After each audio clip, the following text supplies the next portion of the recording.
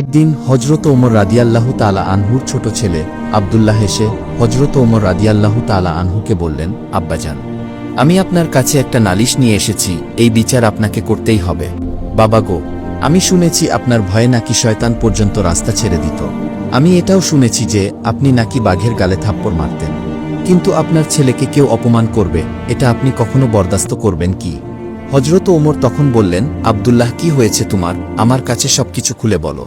তখন আব্দুল্লাহ বললেন, আব্বাজান, হুসাইন আমাকে গোলামের বাচ্চা গোলাম বলে গালি দিয়েছে।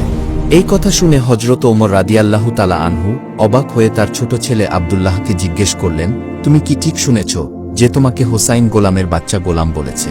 জবাবে আব্দুল্লাহ বললেন, হ্যাঁ, আমি ঠিকই শুনেছি।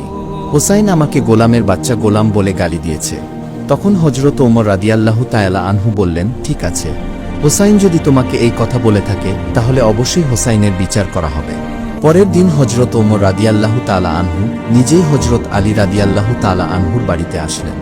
তখন ওমরকে দেখে হজরত আলী রাদিয়াল্লাহু তাআলা আনহু বললেন, হে ওমর, আপনি হঠাৎ আমার বাড়িতে?